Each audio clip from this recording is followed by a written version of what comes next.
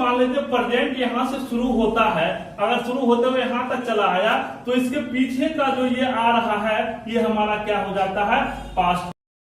Hello everyone, this is Sunil Sen. आज आपके लिए मैं ग्रामर का सबसे बेहतरीन टॉपिक, सबसे जो जानदार टॉपिक है उस टॉपिक को लेकर के आया हूं, और वह टॉपिक है हमारा आज का टाइम एंड टेंस। हमारा टॉपिक है बच्चे टाइम एंड टेंस।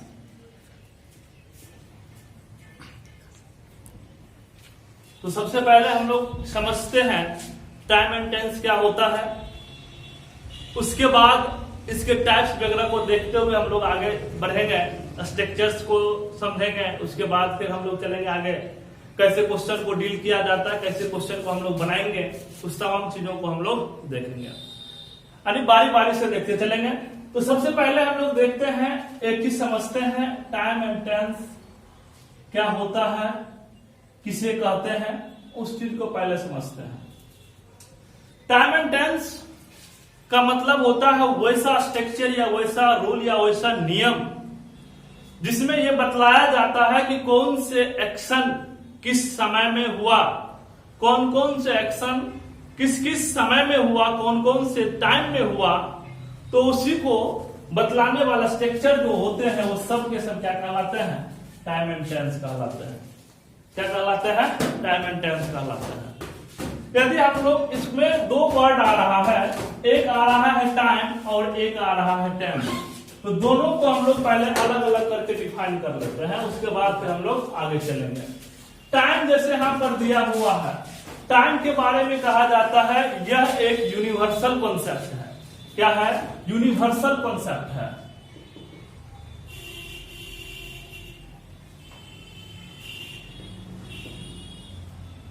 टाइम जो है वह यूनिवर्सल कॉन्सेप्ट है, लेकिन यह हमारे ग्रामर का पार्ट नहीं है। अब टेंस की बात करें, टेंस जो है यह नॉन यूनिवर्सल कॉन्सेप्ट है। क्या है, नॉन यूनिवर्सल कॉन्सेप्ट।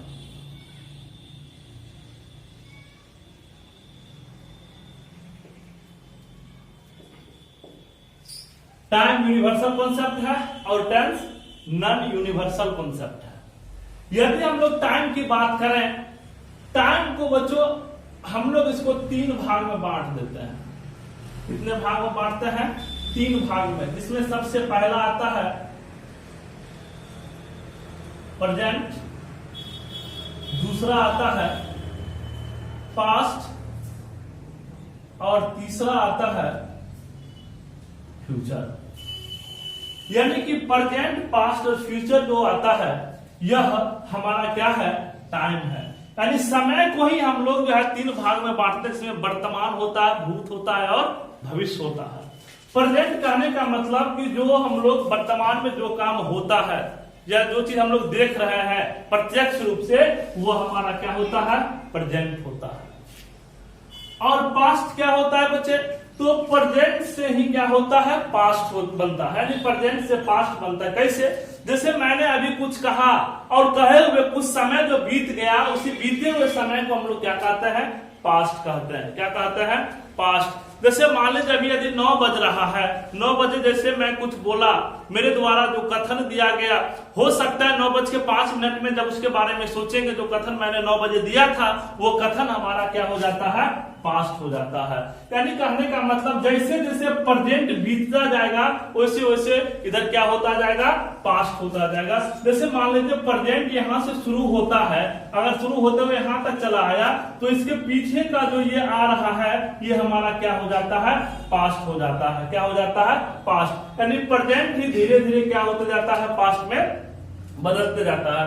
यदि मान लीजिए प्रेजेंट को हमें इस बिंदु तक लाना, अभी यहाँ पहुंचे नहीं है, यहाँ हमें जाना है, जहां हम लोग जा रहे हैं, पहुंचे नहीं, जहां हम लोग जा रहे हैं वो हमारा क्या होता है, फ्यूचर होता है। यानी कहने का मतलब कि जिस चीज के बारे में हम लोग सोचते हैं, कल्पना करते हैं, वो भी प्रेजेंट नहीं है, वो हमारा आने वाला होता है, वो हमारा क्या होता है, फ्यूचर होता है।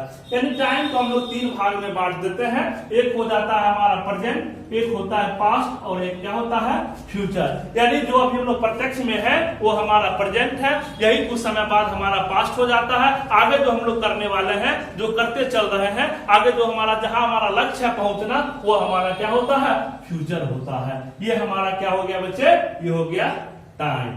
क्या हो गया, टाइम। अब आगे हम लोग देखते हैं बच्चे टेंस को। किसको देखते हैं, टेंस को। अब टेंस क्या होता है बच्चे, तो टेंस का आता है नॉन यूनिवर्सल कॉन्सेप्ट है और सार्वभौमिक तथ्य है, लेकिन यह हमारे ग्रामर का पार्ट है। और इसके बारे में कहा जाता है tense is a non universal concept but it is a part of grammar. यानी कि यह हमारे ग्रामर का क्या है, पार्ट है, हमारे ग्रामर का हिस्सा है। यदि मैं इसके पार्ट्स की बात करूं, इसके टाइप्स की बात करूं, तो टेंस को बच्चे हम लोग क्या करते हैं, 4 तरह से अलग अलग भागों में बांटते हैं। 4 तरह से कौन कौन भाग में बांटेंगे बच्चे, सबसे पहला आता है इंडेफिनिट टेंस।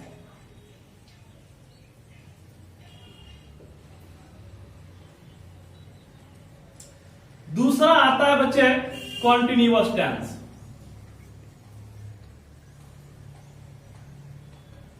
तीसरा आता है हमारा परफेक्ट टेंस।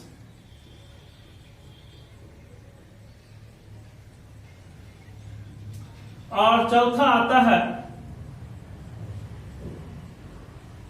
परफेक्ट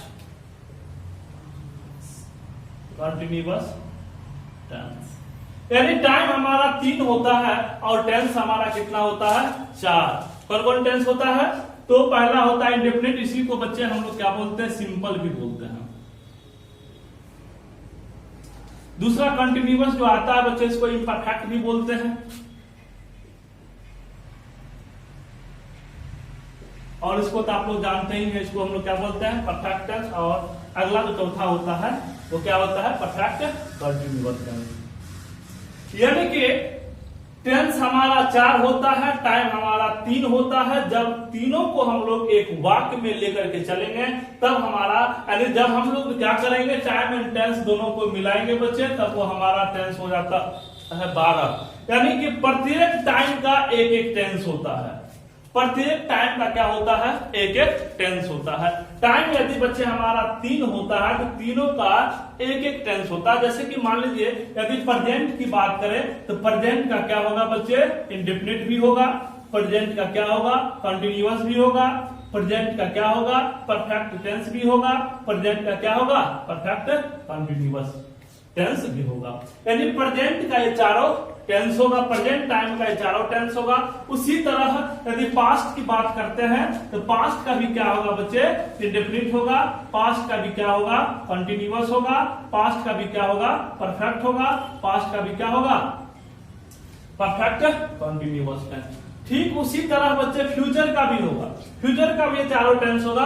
फ्यूचर का भी क्या हो जाएगा बच्चे, इंडेफिनिट होगा, फ्यूचर का भी क्या होगा बच्चे, कंटिन्यूअस होगा, फ्यूचर का भी क्या होगा, परफेक्ट टेंस होगा, और फ्यूचर क्या होगा, परफेक्ट कंटिन्यूअस टेंस। अरे टाइम जब हम लोग मिलाते हैं टेंस के साथ, तब वो हमारा जैसे पहला यदि बनाते हैं प्रेजेंट का, तो पहला क्या बनता है बच्चे, प्रेजेंट इंडेफिनिट टेंस कहिए या सिंपल प्रेजेंट टेंस कहिए। यदि हम लोग दूसरे टेंस की ओर बढ़ते हैं तो दूसरा टेंस क्या हो जाएगा, प्रेजेंट कंटिन्यूअस टेंस हो जाएगा, तीसरा में प्रेजेंट परफेक्ट टेंस हो जाएगा, और फोर्थ नंबर में क्या हो जाएगा बच्चे, प्रेजेंट परफेक्ट कंटिन्यूअस टेंस। उसी तरह बच्चे पास्ट का भी होगा, पास्ट का पास्ट इंडेफिनिट हो जाएगा, पास्ट कंटिन्यूअस हो जाएगा, पास्ट परफेक्ट टेंस हो जाएगा, पास्ट परफेक्ट कंटिन्यूअस टेंस हो जाएगा। ठीक उसी तरह बच्चे फ्यूचर का भी चारों होगा। तो ये कब होगा, जब हम लोग टाइम एंड टेंस दोनों को मिलाएंगे तब ये हमारा टेंस बन जाता है। टाइम एंड टेंस कितना बन जाता है, 12 बन जाता है। यानी each and every time has a particular tense है, यानी कि प्रत्येक टाइम का एक एक पर्टिकुलर क्या होता है, टेंस होता है। यानी जो भी 3 टाइम पढ़े थे, तीनों टाइम का क्या होता है बच्चे, एक एक टेंस होता है। चलिए, तो अब तक हमने देखा बच्चे टाइम एंड टेंस को मिला के टेंस हमारा टाइम एंड टेंस कितना बन गया बच्चे, यह बन गया हमारा 12। अब एक एक करके हम लोग सभी को पढ़ते चलेंगे, जिसमें सबसे पहला हमारा आता है वो है बच्चे प्रेजेंट का। सबसे फर्स्ट आता है प्रेजेंट इंडेफिनिट। क्या आता है? Present indefinite.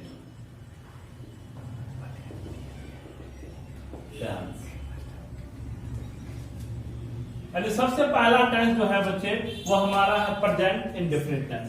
तो इसको पहले हम लोग देख लेते हैं, उसके बाद फिर हम लोग आगे बढ़ेंगे। तो देखिए इसमें प्रेजेंट इंडेफिनिट टेंस में होता क्या है, तो कहा जाता है बच्चे इसके बारे में, this is a type of tense which show habit, general action and general activated in present that is called simple present tense या present indefinite tense। यानी present indefinite tense का वैसा प्रकार है जो साधारण से होने वाले एक्शन, हैबिट और साधारण क्रियाकलाप को प्रेजेंट में दिखलाता है, उसे क्या कहते हैं? Simple present tense. यानी सिंपल प्रेजेंट टेंस किसे कहेंगे बच्चे? जो क्या दिखलाएगा? हैबिट्स को दिखलाएगा और क्या दिखलाएगा? जनरल एक्शन,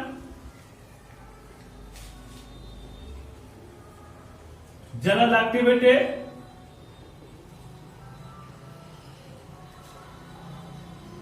ये तीनों को दिखलाने वाले, इस तीनों चीज को दिखलाने वाले टेंस जो होगा वो क्या होगा? प्रेजेंट इंडेफिनिट टेंस होगा। लेकिन तीनों को दिखलाया किसमें? प्रेजेंट में दिखलाएगा। किसमें दिखलाएगा बच्चे?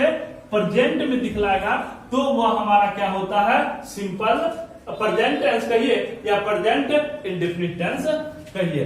जैसे एज एग्जाम्पल से समझते हैं, जैसे मैंने कहा मैं पढ़ाता हूं, मैं पढ़ाता हूं, यह काम मेरे लिए क्या हुआ बच्चे? साधारण सा काम हुआ, जनरल एक्शन हुआ। यानी कहने का मतलब मैं टीचर हूं, मेरा काम है पढ़ाना, तो ये क्या हो गया बच्चे? General action. जैसे वह प्रत्येक दिन बाजार जाता है, उसे बाजार जाने की हैबिट है, आदत है। यानी जब कोई काम रेगुलरली किया जाता है तो या तो वह बच्चे हमारा जनरल एक्टिविटीज होता है या वह हमारा क्या होता है? हैबिट होता है, वह हमारा आदत होता है। तो जो हैबिट होगा, जो जनरल एक्शन होगा, जो जनरल एक्टिविटीज होगा, अगर इसे प्रेजेंट में यदि हम लोग शो ऑफ करेंगे, प्रेजेंट में उसे दिखलाएंगे, तो हमारा क्या हो जाता है? प्रेजेंट इंडेफिनिट टेंस हो जाता है। जैसे मैंने कहा बच्चे हे goes to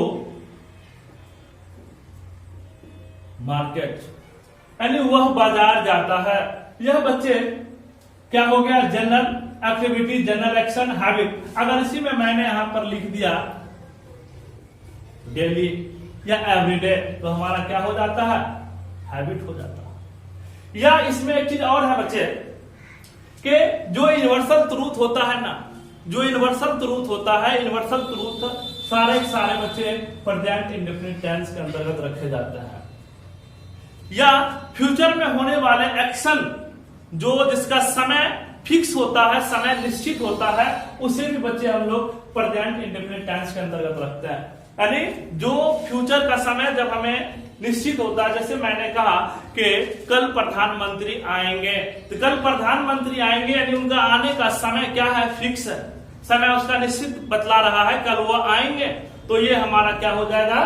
simple present tense कहिए या प्रेजेंट इंडेफिनिट टेंस कहिए। जैसे कि द पीएम कम्स टुमारो, यहाँ पे ये सेंटेंस जो है बच्चे हमारा किसका है? तो प्रेजेंट इंडेफिनिट टेंस का है। तो ये था बच्चे इसका डिफिनेशन को समझने का फॉर्मूला। अब आगे हम लोग चलते हैं इसके जो है स्ट्रक्चर की ओर, इसका आइडेंटिफिकेशन की ओर।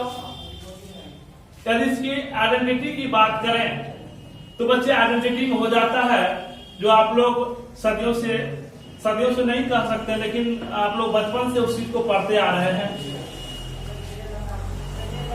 जैसे हम लोग कहते हैं सिंधी वाक्य या कहते में दा है, दी है, दे है, टीटीसी जो लगा होता है तो क्या हो जाता है? हमारा सिंपल प्रेजेंट टेंस होता है। आइडेंटिटी जिसको पहचान बोलते हैं।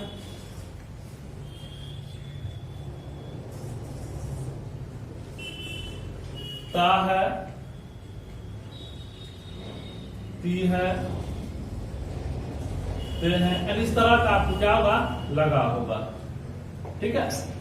अगर इसके स्ट्रक्चर की बात करते हैं बच्चे, स्ट्रक्चर हो जाता है सब्जेक्ट,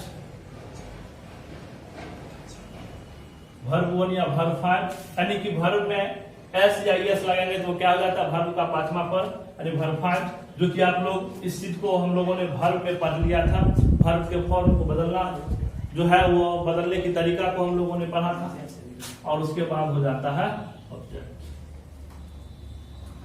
क्या हो जाता है, ऑब्जेक्ट। ये इसका क्या होता है, इसका बेसिक स्ट्रक्चर होता है। इसी स्ट्रक्चर के माध्यम से हम लोग क्या करेंगे बच्चे, क्वेश्चन को डील करेंगे, क्वेश्चन को बनाएंगे। यदि इसमें हम लोग जो है इसके निगेटिव की बात करते हैं, निगेटिव की बात करते हैं, तो निगेटिव हमारा हो जाता है सब्जेक्ट, डू या does, verb 1 plus object. Sorry, not तो मैंने लगाया ही नहीं,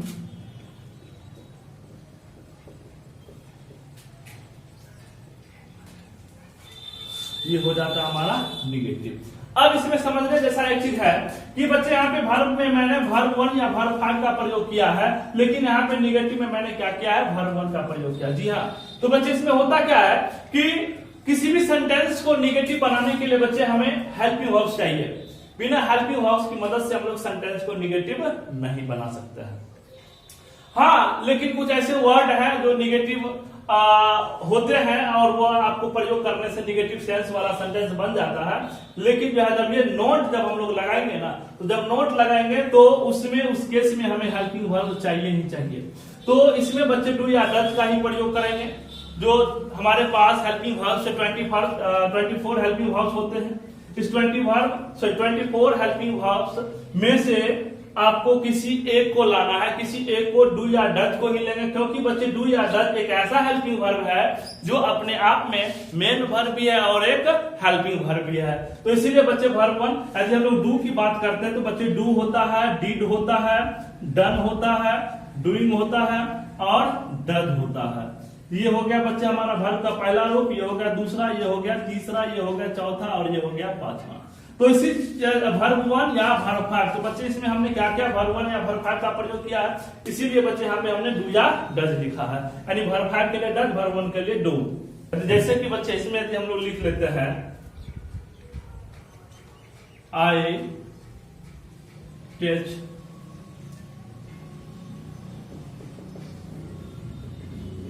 इंग्लिश, मैं अंग्रेजी पढ़ाता हूं, इसका क्या हो जाएगा बच्चे, आई डोंट टीच इंग्लिश। यहां पे डू नॉट भी लिख दें या डोंट लिखे, कोई दिक्कत नहीं है। डू प्लस नॉट, यही हमारा क्या बनता है, डोंट बनता है। डज प्लस नॉट, ये हमारा क्या बनता है, डजंट बनता है। तो आप या तो डू नॉट लिखो या फिर आप क्या करो, डोंट लिखो शॉर्ट फॉर्म में, उसी तरह डज लिखो या डजंट लिखिए। तो ये बच्चे हमारा शॉर्ट फॉर्म में लिख सकते हैं। यदि हम लोग इंट्रोगेटिव बनाते हैं तो बच्चे सेंटेंस जब मैं पढ़ाया था, सेंटेंस मैंने हर चीज बतलाया था, किसी भी सेंटेंस को निगेटिव कैसे बनाया जाता है, इंट्रोगेटिव कैसे बनाया जाता है, तो चीज मैंने आपको पहले बतला चुका हूं। तो बच्चे इंट्रोगेटिव बनाने के लिए हमें क्या करना है, हेल्पिंग वर्ब्स को सब्जेक्ट से पहले कर देना है। यानी क्या हो जाएगा बच्चे, डू हो जाएगा या डज हो जाएगा plus subject, verb 1 plus object. इसमें आपको क्वेश्चन मार्क देना अनिवार्य है, क्योंकि इंट्रोगेटिव सेंटेंस बच्चे इसमें साइन ऑफ इंट्रोगेशन देना अनिवार्य होता है। यदि इसके हम लोग एग्जाम्पल की बात करें, जैसे कहा था क्या मैं पढ़ाता हूं, तो क्या मैं अंग्रेजी पढ़ाता हूं, क्या हो जाएगा बच्चे, डू आई टीच इंग्लिश। ये हमारा हो गया इसका इंट्रोगेटिव। और यदि इंट्रोगेटिव निगेटिव की बात करते हैं तो इंट्रोगेटिव निगेटिव के लिए इसी जगह हम लोग डोंट लिख देंगे या डजंट लिख देंगे, तो हमारा क्या हो जाएगा, इंट्रोगेटिव निगेटिव हो जाएगा। जैसे एग्जांपल से, क्या मैं अंग्रेजी नहीं पढ़ाता हूं, डोंट आई टेस्ट इंग्लिश। ये हमारा क्या हो गया, ये हमारा इंट्रोगेटिव निगेटिव हो गया। इसको हम लोग यहाँ पे इसी में आपको नोट लगा देना है, जैसे शॉर्ट पर मैंने वहां पर लिखा ना, उसी तरह यहाँ पे कर देंगे, या फिर नोट यहाँ पे लगा देंगे, वो हमारा क्या हो जाएगा, इंट्रोगेटिव निगेटिव हो जाएगा। तो अब देखते हैं बच्चे, ये तो हमारा हो गया इंट्रोगेटिव निगेटिव। अब एक इसी में इंट्रोगेटिव में ही एक आता है WH इंट्रोगेटिव, ये आता है WH इंट्रोगेटिव। उसके लिए क्या करेंगे बच्चे, वो WH वर्ड को क्या करेंगे, आगे लिख देंगे, अब प्लस डू या does, then subject, verb one, object, question marks. अब एक चीज देखिए बच्चे, यहाँ पे WH वर्ड क्या होता है, तो बच्चे इसमें जो है 9 WH वर्ड दिया जाता है, जैसे व्हाट, व्हेन, हाउ, वेयर, हुम, हुज, ऐसा ये आपको दिया होता है। 9 WH वर्ड है जिससे आपको सेंटेंस को शुरू करना है। जैसे मैंने कहा, जैसे मुझसे कोई कहता है आप कहाँ अंग्रेजी पढ़ाते हैं, तो क्या हो जाएगा इसका बच्चे, कहाँ का क्या होता है, पहले WH वर्ड लगाना है। कहाँ क्या होता है, where do you teach English.